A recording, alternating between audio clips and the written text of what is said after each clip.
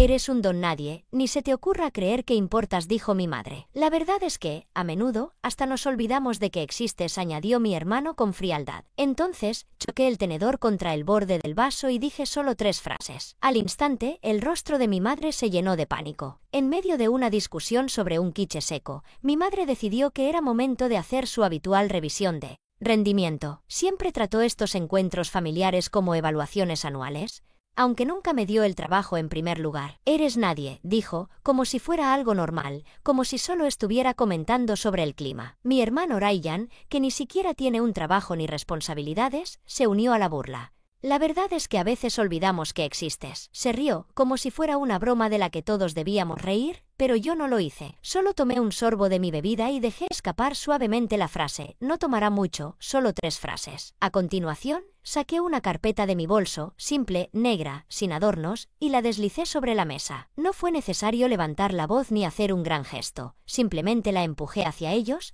especialmente hacia Ryan, que parecía confundido. Al principio, mi madre no se movió, solo la miró, y finalmente, Mark, el esposo de mi madre, la tomó y empezó a leerla. El cambio de expresión en su rostro fue lento, como si se diera cuenta de que los frenos no funcionaban y las paredes se le venían encima. Sus dedos comenzaron a temblar y por primera vez vi cómo su arrogancia se desvanecía. Ryan no sabía si seguir comiendo o huir y cuando Mark llegó a la última página, sus palabras fueron casi susurradas. La tensión era palpable. Me levanté, ajusté mi suéter, y antes de irme, le dije, los originales ya están con las personas que importan. Esto es solo para tu disfrute personal. Con eso, me fui, sabiendo que no necesitaba gritar ni hacer un show para hacerlos escuchar. Ellos solo necesitaban la verdad. Hace 3 meses, cuando me mudé de nuevo con ellos, les dije que no podía costear mi apartamento y que necesitaba ayuda. Mi madre aceptó, pero con condiciones, esperaba que pagara alquiler, hiciera tareas y mantuviera una actitud sumisa. Ryan, por otro lado, no aportaba nada.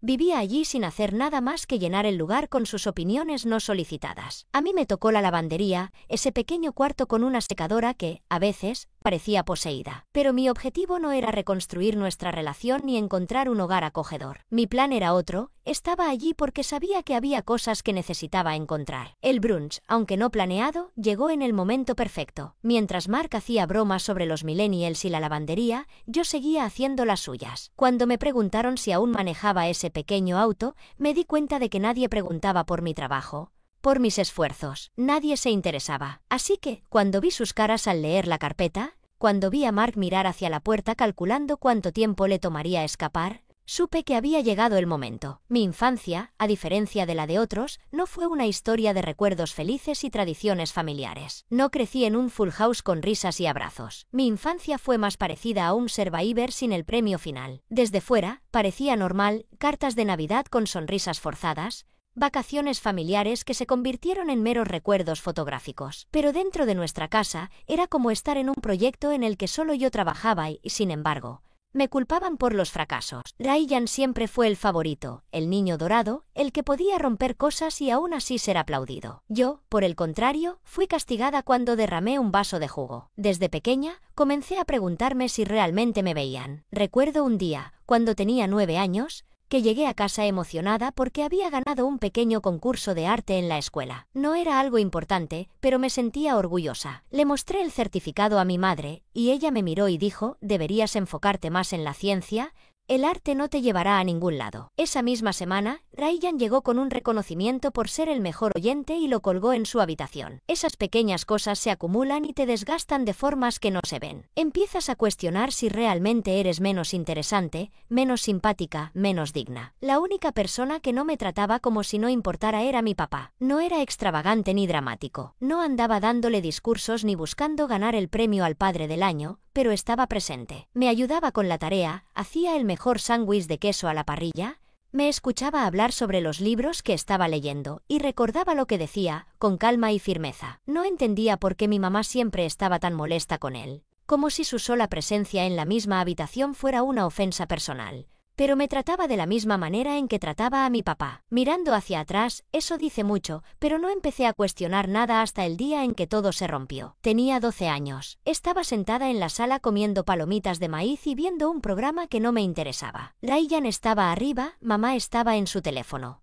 Y entonces apagó la televisión y me dijo que tenía que mostrarme algo serio. Nunca es un buen comienzo. Me mostró un mensaje y me dijo que era de mi papá. El mensaje era breve, solo una línea. Si lo tomas, los mataré a los dos. Recuerdo que me quedé mirando la pantalla sin procesarlo del todo, como si mi cerebro hubiera fallado. Ella me dijo que él era peligroso, que siempre supo que algo no estaba bien con él, que iba a pedir la custodia total para protegerme. Me acarició la espalda como si yo fuera la heroína de todo esto y me dijo que ya no tenía que temer más. No lloré en ese momento, solo me quedé sentada allí, atónita, como si alguien me hubiera quitado el suelo bajo mis pies. Luego vinieron los tribunales, el silencio, las nuevas reglas, nada de llamadas, nada de visitas y ya veremos que nunca llegó. Mi papá fue borrado de la noche a la mañana, como si alguien hubiera editado su presencia de la historia y me dijeron que debía estar agradecida. Lo que siguió fueron años de reconstrucción, o como mi mamá lo llamó, reorganización del control. Me convertí en su saco de boxeo emocional, en su vida, en el hijo que no quiso pero tuvo que manejar. Ryan se volvió más ruidoso, perezoso, más cruel y yo regresé a ser invisible. Dejaron de fingir que éramos una familia. Estaba allí solo porque no quería mandar a su hija a vivir con alguien a quien consideraba inestable, pero el amor,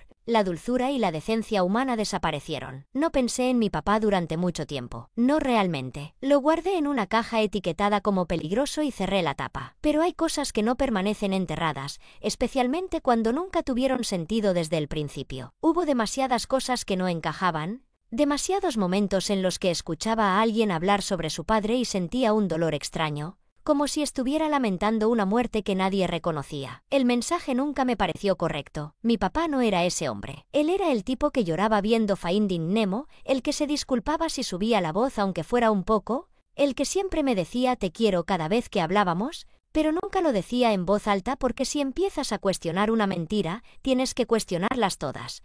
Y no estaba lista para eso, no aún. Avancemos hasta mis 20 años. Los porqués se hicieron más fuertes, las preguntas más pesadas. Un día tomé mi teléfono y envié un mensaje a un número que no estaba segura de si aún funcionaba. Hola. No sé si este es tu número todavía, pero quería saludarte, Lie. Respondió 15 minutos después y fue entonces cuando todo empezó a desmoronarse. No volví después del brunch, ni después de que la carpeta golpeara la mesa y el rostro de mamá hiciera esa mueca. Pero su orgullo no le permitió terminar lo que había comenzado. Salí de allí sin mirar atrás, no tomé las sobras, ni siquiera agarré mi abrigo, no hacía tanto frío, y honestamente, necesitaba más el caminar dramático que el abrigo. Me inscribí en un alquiler temporal con un apellido falso, nada dramático, solo suficiente para mantener las cosas en silencio mientras el radio de la explosión se establecía. 2 horas después, mi hermano me mandó un mensaje, ¿qué asterisco hiciste?, seguido de mamá está en crisis y Mark grita que no le quieren decir qué está pasando. No respondí, no porque no quisiera, sino porque realmente no quería verlos sentados en eso, queriendo que sudaran por su polo y se preguntaran cómo toda la casa de mentiras había comenzado a incendiarse. Desearía poder decir que tenía un plan maestro desde el primer día, pero la verdad es que empezó como una corazonada en una noche muy mala, cuando tenía 23 años. Durante semanas, estuve dándole vueltas a ese mensaje que mamá me mostró cuando tenía 12 años. Decía, si la tomas, los desviviré a ambos. Esa amenaza fue la que me llevó a sacar a mi papá de mi vida, tratándolo como si fuera un cáncer, lo que me hizo temer mis propios recuerdos. Sin embargo, mientras fui creciendo, todo empezó a no tener sentido. Mi papá era el tipo de hombre que hacía panqueques con forma de animales, que usaba frases como, primero la seguridad, pero con sarcasmo. No era alguien que enviara amenazas de muerte violentas. Así que una noche, decidí mandarle un mensaje. Hola, no sé si aún es tu número, pero quería saludarte. Respondió 15 minutos después. Lie, he esperado 10 años por esto. Nos encontramos en un parque, 3 días después, en territorio neutral. Casi esperaba verlo distinto, más frío, como si la versión que tenía de él fuera solo una ilusión de la infancia. Él seguía igual, solo un poco más canoso y algo más pequeño. Nos sentamos en un banco, y después de la segunda taza de café, le pregunté por el mensaje. No reaccionó, solo negó con la cabeza lentamente y dijo, no lo escribí, no lo envié, nunca lo haría. No imploró, no lloró, solo se disculpó. Lo creí, no porque tuviera pruebas, porque no las tenía.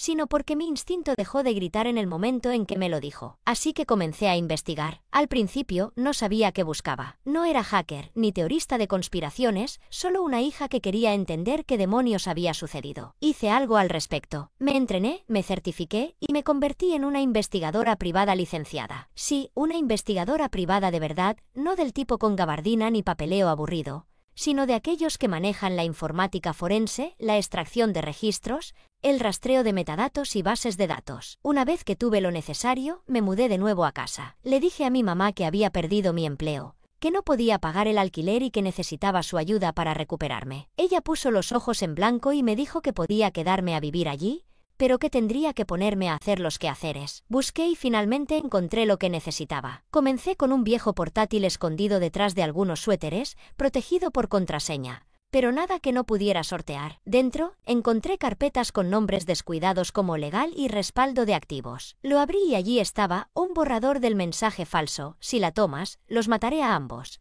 escrito en un documento de Word, guardado 5 días antes de la fecha que ella decía haberlo enviado. Había notas en los márgenes, revisiones y hasta un comentario que decía demasiado dramático. Pero eso no fue lo peor. Encontré correos electrónicos entre ella y Mark cuando todavía solo eran amigos, hablando de cómo hacer parecer que todo estaba inestable, cómo proteger el dinero. Y hablando de dinero, ella había afirmado que papá había hecho una mala inversión durante el divorcio, que la mitad de sus activos simplemente desaparecieron, pero en otra carpeta, por supuesto, él había respaldado todo. Encontré registros bancarios escaneados, transferencias a una cuenta Visa, empresas ficticias, todo a nombre de Mark. Le robaron todo, engañaron a mi papá, le quitaron la casa, los activos del negocio, el acuerdo de custodia, y lo dejaron solo con una reputación que no merecía. Así que sí, imprimí todo, hice copias y le di una a mi papá, esa que dejé sobre la mesa en el brunch, que no fue solo un recuerdo, sino una respuesta presente. 3 noches después, alguien tocó a mi puerta. Miré por la mirilla. Era mi papá. No me saludó, solo se quedó allí con una sonrisa cansada y dijo: recibí la llamada, está pasando. El abogado había presentado todo, reabierto el caso, comenzado el proceso para recuperar el dinero. La casa, borrar el registro, ya estaba en marcha. Entró, nos sentamos en el sofá como si fuera una semana completamente normal. Entonces le dije: ¿quieres saber cómo lo encontré? Asintió y entonces le dije: no todo, no todavía, pero lo suficiente. Cuando terminé, solo dijo: no tenías que hacerlo. Y respondí: no lo hice por ti, lo hice por mí. Entonces el mensaje comenzó a llegar: ¿qué pasa? ¿En serio vas a arruinar la familia por algo tan antiguo? Esto ya es demasiado. La hiciste llorar. Luego, de parte de mamá, una línea: no has terminado. No creo que hayas terminado. No respondí a ninguno porque sabía exactamente que venía y ellos no tenían idea de cuánto aún quedaba por decir. No pasó mucho. La carta legal llegó 2 días después de que papá la enviara por correo certificado. Era gruesa, esas que hacen que las personas se queden calladas cuando las ven en el buzón. Él no estaba allí cuando llegó, obviamente, pero escuché el grito. Al parecer, mi mamá lo abrió en la cocina. Leyó la primera página y dejó caer su copa de vino, roja como la luz del mediodía. Mark trató de hacerse interesante, lo cual era gracioso porque se mencionaba directamente en la segunda página. Puedo imaginar lo rápido que buscó en Google qué sucede cuando se rastrean cuentas offshore. Y Ryan, pobre Ryan, no paraba de escribirme como si estuviera pasando por algo que no necesitaba hacer. ¿Podemos arreglar esto arreglando qué exactamente? ¿El mensaje falso sobre el dinero robado? La realidad es que me trataron como un accesorio durante 20 años, pero lo siento, amigo. Ese barco ya se hundió. Los archivos del tribunal fueron claros: correos electrónicos, borradores, registros bancarios, todo allí, en blanco y negro. Mi carpeta no solo tenía recibos, era toda una auditoría. El juez actuó rápido, no por venganza, sino por claridad. Dijo que era un patrón de engaños que comprometía la custodia, las finanzas y la seguridad personal. Durante años, repetidamente, en papeles, la sentencia fue contundente: restitución total. Cada centavo robado tenía que ser devuelto, con multas e intereses. Tuvieron que liquidar la casa, los autos, las cuentas de inversión. Incluso Mark intentó argumentar que no sabía lo que pasaba, que confiaba en la planificación financiera de su esposa, lo cual habría sido más convincente si no hubiera sido yo quien firmó las transferencias bancarias. Vendieron la casa en 3 semanas y a pérdidas. Mi mamá se mudó a un condominio de 2 habitaciones, con un grifo que goteaba y sin aislamiento. y por una vez en su vida no organizó una fiesta de inauguración. Pero eso no se quedó ahí, su dramatización continuó. Una semana después de la sentencia, ella hizo un último intento. Creó una cuenta de Facebook a mi nombre, usando la misma foto, la misma biografía. E incluso copió uno de mis viejos posts palabra por palabra. Luego empezó a publicar actualizaciones desenfrenadas, diciendo que mi padre la había abusado, que yo estaba inestable y que habíamos hackeado sus cuentas. Fue patético y estúpido, porque la forense digital tomó 15 minutos en rastrear la dirección IP de su casa. El mismo wifi, el mismo historial de navegador, el mismo portátil que usaba para transmitir sus clases de pilates. El juez no se enojó, solo la miró como si fuera un problema matemático sin solución. Señorita Harwell dijo, creó un mensaje falso robado de su ex esposo y ahora está suplantando a su hija en línea. Intentó llorar, pero no funcionó. Ni siquiera Mark la miró. En cuanto a Ryan, desapareció tan pronto como el dinero se acabó. Sin lealtad, sin disculpas, simplemente dejó de seguirla en Instagram y supongo que comenzó una búsqueda frenética de trabajo, por algo que no requiriera currículum ni responsabilidad. Nunca escribió de nuevo. Por mi parte, las cosas mejoraron. Mi padre compró una casa, no una mansión, solo un lugar pequeño y modesto, pero con un jardín real. Un porche con buena luz por la tarde. Lo llamó tranquilo, lo que significa que ya no tengo que escuchar la voz de mi exesposa retumbando por las paredes de yeso. Me invitó el día en que recibió las llaves. Cuando entré, me dio una taza de café y me dijo, no grandes discursos, solo gracias. Y eso fue suficiente. Nos sentamos en silencio durante un rato. No era un silencio incómodo.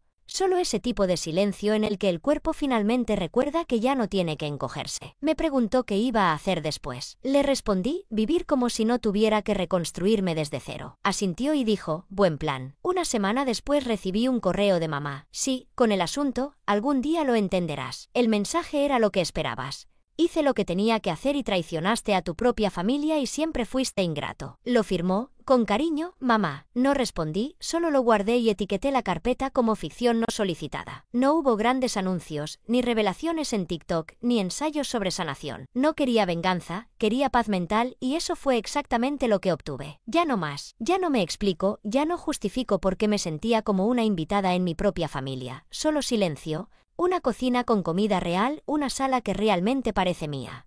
Un padre que hace chistes tontos y nunca los usa para hacerme daño. Decían que no era nadie, me lo decían a la cara, a mis espaldas, en el brunch, pero lo curioso de los nadie es que observamos, recordamos, aprendemos cómo funcionan los sistemas, especialmente los que están rotos. Y cuando finalmente hablamos, no gritamos, traemos documentos. Dijeron que no importaba, pero resulta que yo fui la única que mantuvo un registro de todo. Algunos días todavía me pregunto si fui demasiado lejos. Sí, podría haberlo manejado de manera más tranquila. Tal vez debería haberlo dejado ir y construir mi vida sin agitar las aguas, todo lo que intentaron enterrar. Pero luego recuerdo cuánto estuve callada, cuánto dejé pasar, cuánto contaron conmigo para hacer exactamente eso. Así que no me arrepiento, pero aún me pregunto qué piensan. ¿Hice lo correcto? ¿Tú qué hubieras hecho? ¿Hubieras ido o hubieras entregado la carpeta?